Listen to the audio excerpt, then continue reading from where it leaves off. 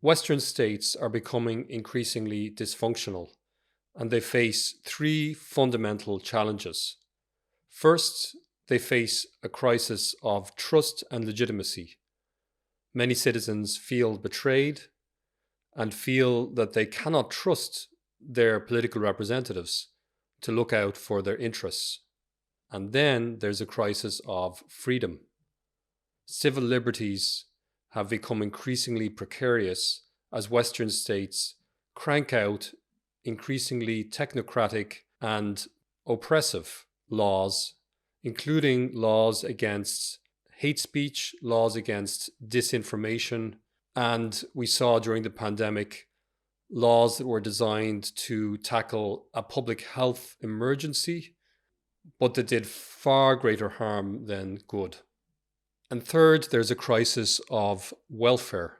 The modern welfare state, which relies on a model in which the younger generation supports the older generation, is falling apart. Put simply, people are not having enough babies to finance the welfare state. So this is as good a time as any to fundamentally rethink our political structures. This need not require a revolution. I don't generally believe in revolutions, but it does require fundamental reform, and it does require a change of direction.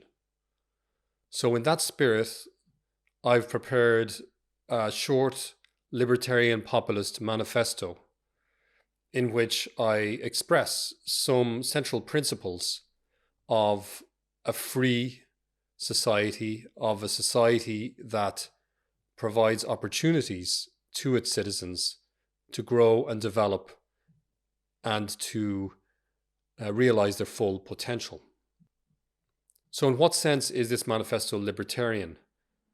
Basically in the sense that it puts a very high value on both personal freedom and the freedom to associate with others, to build projects with other citizens, to form associations with other citizens in the pursuit of lawful ends. It's also libertarian in the sense that it opposes efforts by the state or the government to impose technocratic projects that completely bypass the wishes and interests of affected citizens and communities.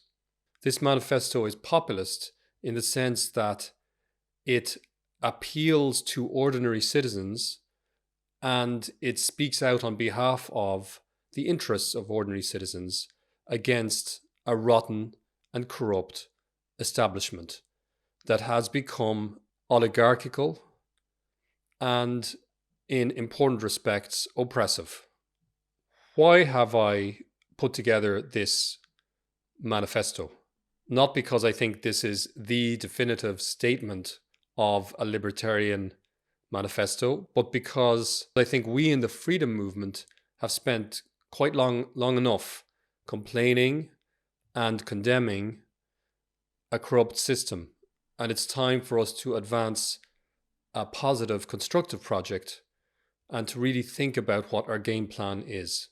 So in that spirit, I'm putting forward this manifesto to simply stoke up a constructive conversation and to provoke my listeners to think about what their political convictions are, to think about how they would like to see their political values honored, and hopefully also to get political entrepreneurs thinking about how they might foment change, positive political change. I welcome comments, feedback, criticism, respectful criticism, of course, of all of the principles in this document. It's not something that I own in the sense that it's in the public domain now and, I don't control what happens to that document. I would just like for the principles outlined in it to be given some consideration and perhaps to be articulated and re-articulated and make their way into debates about the way forward.